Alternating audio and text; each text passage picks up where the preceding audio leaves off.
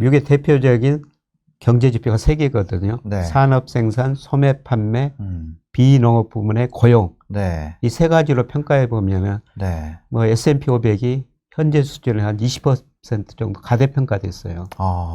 그래서 저는 20%는 떨어질 여지가 있다고 보고 있습니다. 최근 10년 동안만 보면 미국 주가가 계속 올랐거든요. 네네. 네, 그런데 2000년 IT 거품 붕괴되고요. 네. 미국 주가가 2011년까지 제자리 걸음했어요. 11년 동안. 예, 11년 동안. 네네. 대표적으로 S&P 500 지수가 그 좋은 마이크로소프트 같은 회사도 네. 2000년 고점을 돌파하기까지는 거의 11년이 걸렸어요. 네. 그러니까 최근 미국 주식 투자하신 분들은 최근 10년간 2009년부터 작년까지는 미국 주가가 계속 오르기만 했죠. 네네네. 그래서 미국 주가가 오르는 것만 보셨는데요. 제가 보기에는 지금 미국 주가가 2000년보다 거품이 더 저는 심각하다고 보고 있거든요. 고평가가. 예, 고평가가. 그래서 대표적으로 그 버핏 지수라고 그러는데요. 네. 뭐 주식시장 시가총액을 명목 GDP로 나눈 겁니다. 네. 그래서 미국 전체 주식시장 시가총액을 기준으로 할 때요. 네. 작년 2분기에 331%까지 올라갔어요. GDP 대비. 예. 네. 그게 2000년 이후 평균이 180%였거든요.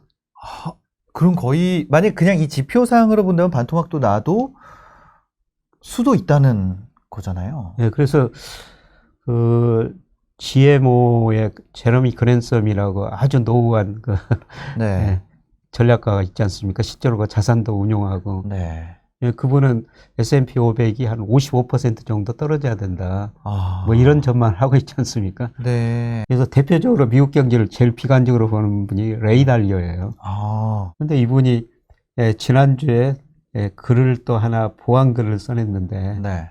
미국 내전을 이야기하고 있습니다. 미국 레저요. 내전. 네? 시민전쟁. 내전? 시민전쟁. 아, 내전이요? 예. 그러니까 역사를 보면은 아. 미국 경제는 정점을 지나고 그다음에 부채 문제 터지고 네. 지금 그런 문제를 돈을 엄청 풀어가지고 해결하거든요. 네네. 그러다 보니까 재정 적자가 늘어나고 물가는 오르고 미국 재정 상태가 엉망이라는 거죠. 네. 그리고 미국이 세계 패권국이 아닙니까? 네. 근데 지금 중국하고 싸워야 되죠. 러시아하고 지금 싸워야 되죠. 네네. 이란 또 이 음. 북한도 좀 시끄럽게 네네네. 하고 있지 네, 않습니까? 네. 그런 대회를 상대하려면 돈이 많아야 되는데 미국 재정이 그만큼 많지 않다는 것이죠. 네. 그러니까 대외적인 문제가 있고요. 지난번 대선에서 미국이 세계의 패권국가가 된 것은 민주주의 원칙 뭐 네. 이런 것들이었거든요. 네네. 그런데 지난 거 대선 때 그 트럼프 지지자들이 민주주의 상징인 외에 들어가지고 창문도 깨뜨리고 그랬지 않습니까? 네네. 저도 TV에서 봤었어요. 예. 네, 네. 그래서 이분이 주장한 거는 좀 극단적인 경우인데요. 올 11월 달에 또 그런 극단주의들, 극우주의들이 많이 날 것이다. 그래서 지금 미국의 빈부격차, 네. 소득격차, 부의 격차, 그 다음에 가치의 격차가 너무 심하다는 거거든요. 과거에는 이거를 조정할 사람이 필요했었는데, 있어야 네. 되는데, 그런 사람이 없다는 거죠. 그래서 올 11월 달에 중간선거에서 그런 모습이 나타나고, 2024년에 또 미국 대선이 있거든요. 네. 거기 가서는 이 빈부격차, 가치의 격차, 이걸 축소시키지 못하고, 네. 뭐 시민전쟁까지 좀 극단적인 경우인데, 네네네. 제가 보기에는 뭐 거기에 전적으로 동조하는 건 아닌데, 네네. 미국 경제가 장기적으로 세계 경제에서 패권 역할이 계속 축소되는 것 같습니다. 사실 그동안 세계 경제 흐름 보면 미국하고 중국하고 적절한 조화를 이뤘죠. 네. 2001년 미국이 중국을 세계 무역기구 WTO에 가입시켜 주거든요. 네네. 미국 사람들이 신경제 믿고 고성장 전문가를 믿고 돈 빌려서 엄청난 소비를 한 거예요. 네네. 그거를 이제 중국 사람들이 저임금을 바탕으로 물건을 생산해 준 겁니다. 네네. 그리고 중국 사람들이 미국으로 수출해 가지고 미 국채를 사준 거예요. 그러니까 미국 사람 입장에서는 중국이 상품 생산 싸게 생산해 가지고 소비자들한테 만족시켜 주지. 네. 또 그 돈 가지고 미 국채 사 가지고 금리가 낮으니까 주가도 오르고 집값도 오르고. 그런데 그렇게 서로 좋았는데 문제는 지금은 뭐냐면은 중국 임금이 많이 오르고 있다는 겁니다. 네. 그래서 2001년에 최근에 파이낸셜 타임즈 분석 보니까 중국 임금이 미국 임금의 한 30분의 1 정도 됐었대요. 네. 2001년에. 예. 근데 최근에 거의 3분의 1 수준까지 접근해 가고 있다는 거예요. 10배 올랐네요. 예. 그러니까 비율로 미국 봤을 임금이, 중국 임금이 그렇게 오르다 보니까 더 이상 중국이 미국한테 물건 싸게 공급할 수가 없는 것이죠. 네. 그래서 미국 물가가 과거보다 높은 수준이다. 이렇게 보시면 될 것 같습니다. 중국에서 들어오는 게 싸지지 않는 이상 뭐 미국 물가는 그거 하기가 좀 그렇겠네요. 이거 잡기가. 그렇죠. 미국 GDP에서 소비가 차지하는 비중이 약 70%예요. 근데 그동안 이 소비가 뭐 소득이 증가하고 임금이 올라가지고 증가했지만요. 부의 효과도 있었거든요. 주가 집값이 많이 올랐죠. 자산 가격이 올라가니까 자신감 가지고 이제 예. 돈 쓴다는 거죠. 근데 문제는 뭐 이렇게 주가가 올라가는 과정에서요. 미국 가계 자산, 금융 자산 중에서 주식 비중이 작년 3분기 기준 53%입니다. 이게 네. 어떤 수준이냐면 사상 최고치인데요. 네네. 2000년 IT 거품 붕괴 직전에 47%였어요. 그 다음에 2008년 글로벌 금융위기 직전에도 한 47%였거든요. 네. 지금 53%라는 것은 역사상 최고치라는 겁니다. 그죠. 예, 그만큼 미국 사람들이 주식을 많이 보유하고 있던지 아니면은 주가가 피가 많이 올랐기 때문입니다. 네네네. 그런데 주식 비중이 53% 때문에 주가가 떨어지면은 이 금융자산이 많이 줄어들거든요. 네네. 소비의 역의 부의 효과라고 그러죠. 네. 반대로. 예, 소비가 더 줄어들 수밖에 없어요. 미국이 지금 지금 말씀을 들어보면 좋은 게 하나도 없잖아요. 뭔가 이렇게 그래도 오를 가능성 이런 거는 없을까요? 또 그 돈을 풀어야 되는데요. 사실 네네. 미국 주가 2000년 이후로는 평균 PER도 과거 그 이전보다 높았어요. 네네. 근데 2000년 이후로 미국이 그렇게 뭐 자산 가격도 많이 오르고 그런 거는요. 그 사실 2000년 위기 한번 있었죠. IT 거품 붕괴. 네네. 그다음에 2008년 금융이 있었고요. 네. 2020년 코로나 위기 있죠. 네. 이 위기를 겪을 때마다 미국이 돈을 엄청 찍어내 버렸거든요. 네네. 대표적으로 마샬 K라고 그러는데요. 마샬 K가 뭐냐면은 강의통화 M2를 명목 GDP로 나눈 거예요. 네네. 이게 급격하게 증가해 버렸습니다. 실물에 비해서 돈을 엄청 많이 풀었다는 거죠. 네. 네, 그래서 주가, 집값, 저는 모든 자산가의 거품이라고 말씀드리는데요. 네. 뭐 금리도 적정 수준 받아놨죠. 채권 가격도 가대평가됐다는 겁니다. 네. 근데 그동안 미국이 그렇게 돈을 많이 풀었는데요. 네네. 중국이 미국으로 수출해가지고 달러를 흡수해 줘 버렸죠. 네네. 그러니까 2001년부터 중국이 WTO 가입한 이후로 작년까지 보니까요. 중국의 대미 무역 흑자가 5조 8천억 달러예요. 그러니까 미국이 돈을 엄청 발행하면 중국이 그거를 흡수해 줘 버린 거죠. 네네네. 미국 달러가 중국으로 간 거죠. 네네. 그러니까 미국 물가가 안 올랐어요. 근데 그걸 그냥 안에서 소화를 하려니까. 예, 이제 안에서 소화를 하니까 미국 물가가 오를 수밖에 없죠. 이런 연준의 게 있구나. 입장에서 보면은 더 이상 살 수가 없는 거죠. 물가가 오르니까. 네네네네. 이거를 흡수해 줄 만한, 그러니까 미국 국채 시장이라는 게 우리나라도 엄청 큰데 미국은 좀 오죽하겠어요? 어마어마한 사이즈일 텐데. 28조 달러가 넘습니다. 그러니까 그거를 사줄 수 있는 그 주요 금융교역국이라고 해야 되나요? 하여튼 그런 금융상대국이 중국이 이제는 우리는 줄일래? 이렇게 해버리니까. 예. 그렇게 돈을 많이 풀었던 게 인플레로 지금 보복하고 있다는 겁니다. 결국 전이가 됐네요. 이게 예. 안 될 거라는 얘기들이 굉장히 많았는데. 예. 인플레가 오기 때문에 이제 더 이상 돈을 풀 수가 없죠. 네. 예, 그리고 작년과 12월에도 미국 정부가 부도난다.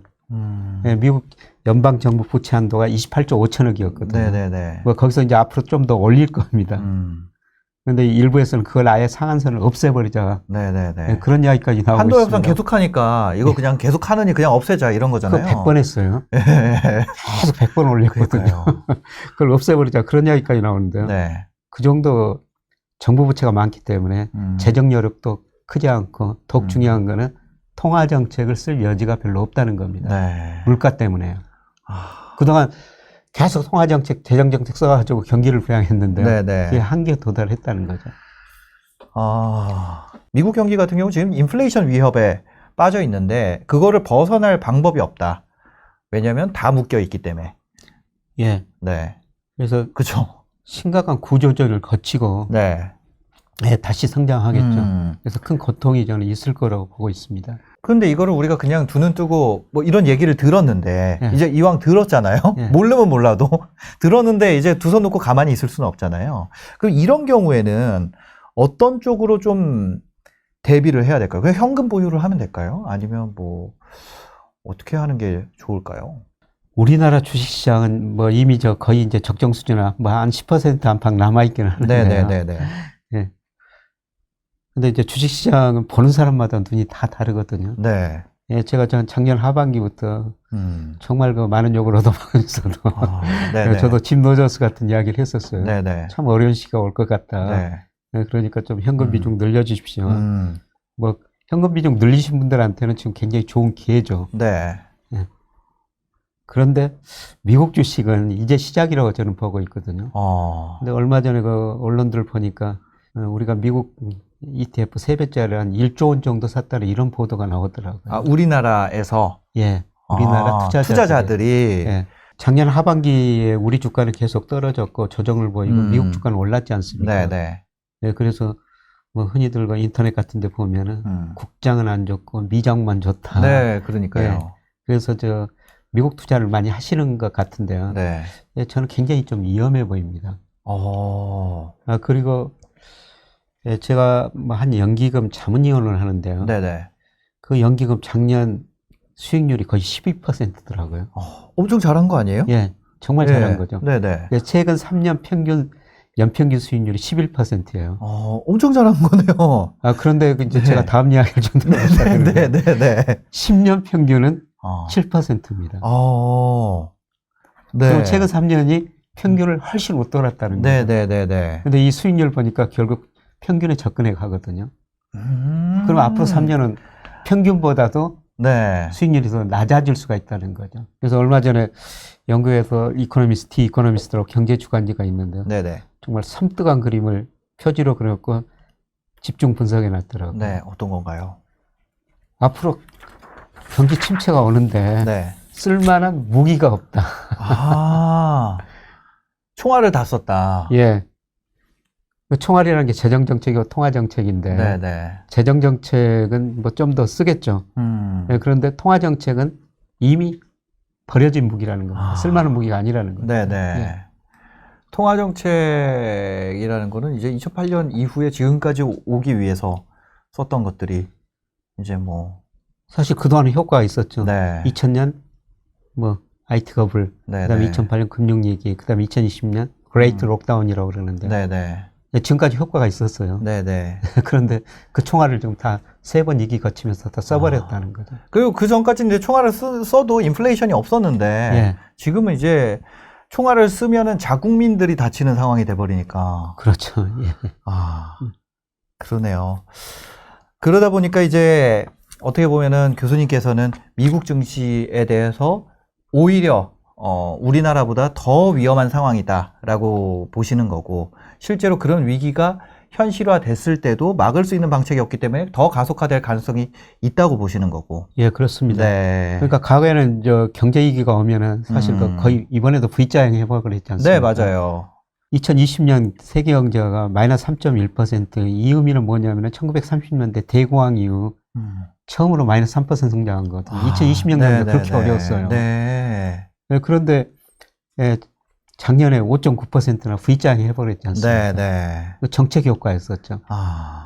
그런데 앞으로 경기 침체가 오면은 이제는 통화정책, 재정정책 효과가 뭐 약해질 것이기 때문에 V자형 회복은 어렵다는 것입니다.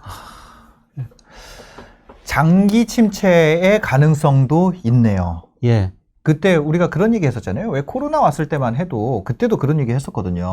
우리가 QE라는 카드를 이미 다 썼기 때문에 앞으로는 이런 L자형으로 될 가능성이 있다.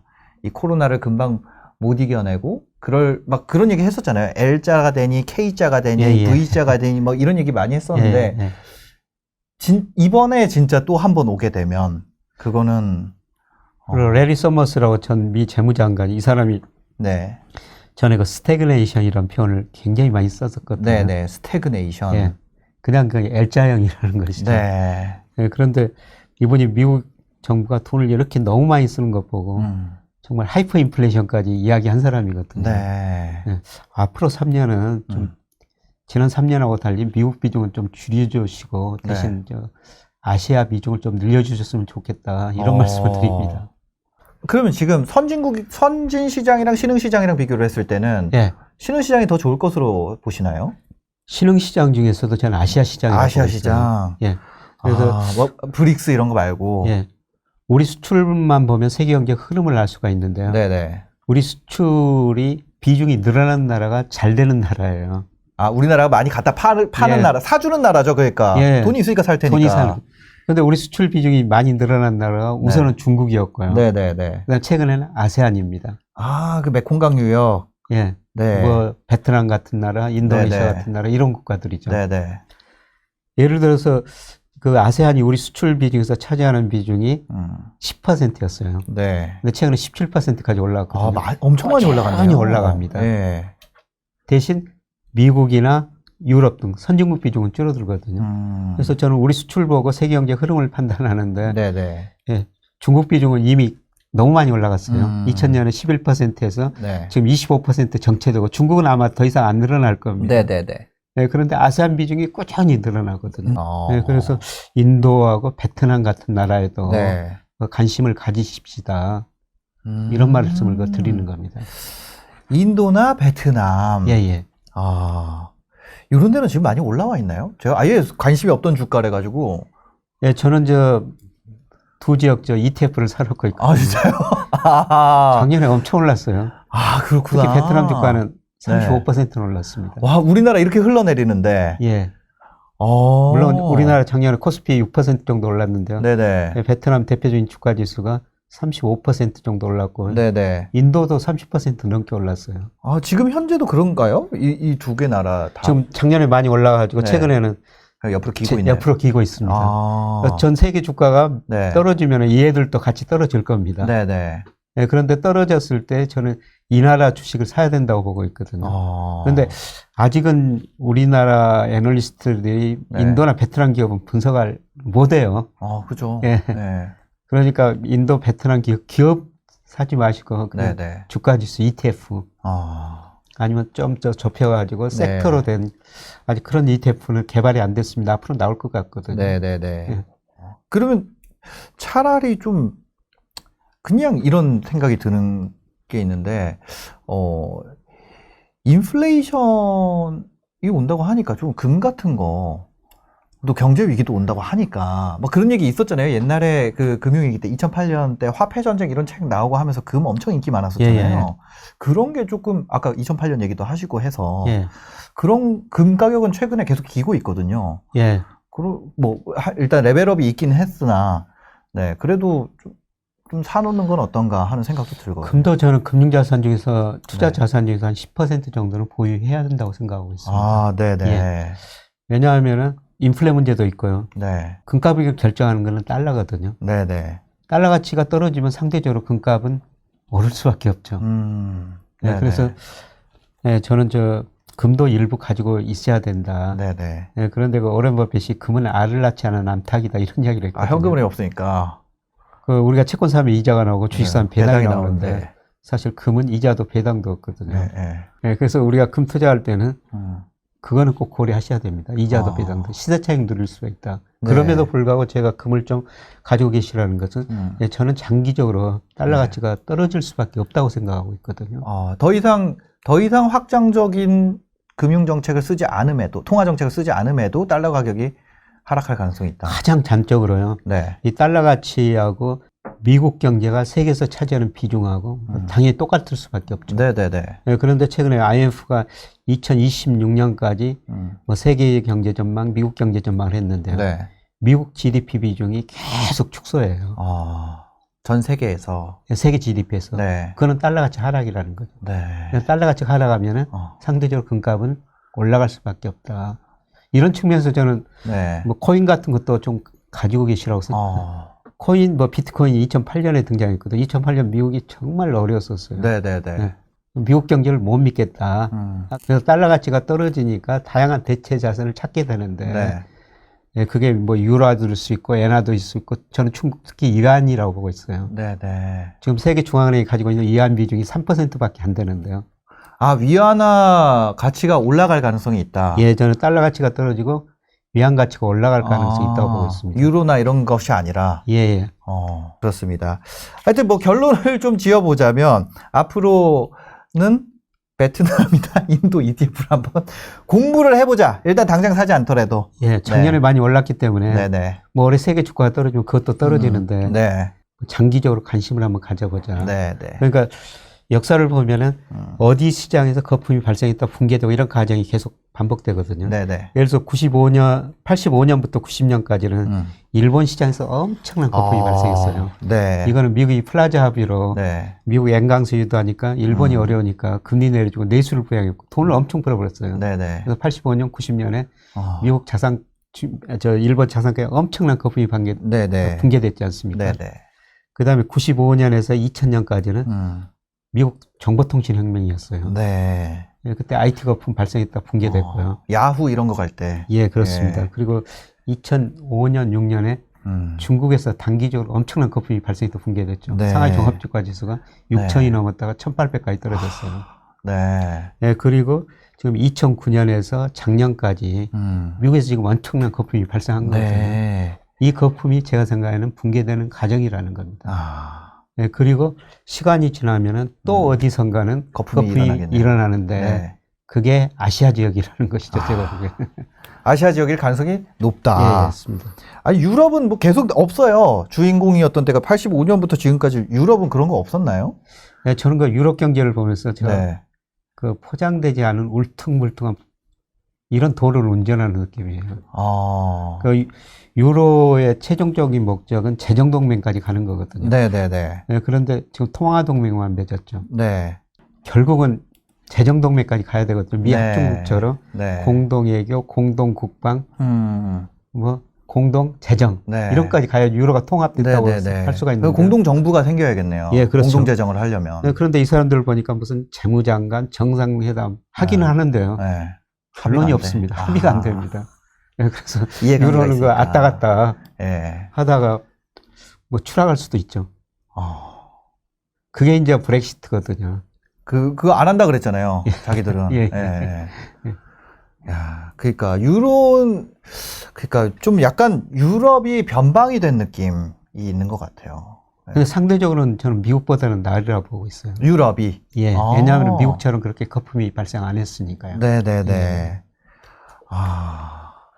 그럼 독일을 투자하는 것도 괜찮지 않아요? 예, 그렇습니다. 네. 크게 보면은 저는 그 MSCI가 네네. 뭐 미국 비중 아마 60% 이상이 될 거예요. 네네. 보통 우리나라 기관 투자할 애들이 그 비중에 따라 투자하거든요. 네네. 선진국 지수가. 예. 네. 그것보다는 예, 미국 비중은 좀 낮추고 유럽 비중 좀 올리고 아세안 비중을 훨씬 더 올리는 게 좋다는 것이죠.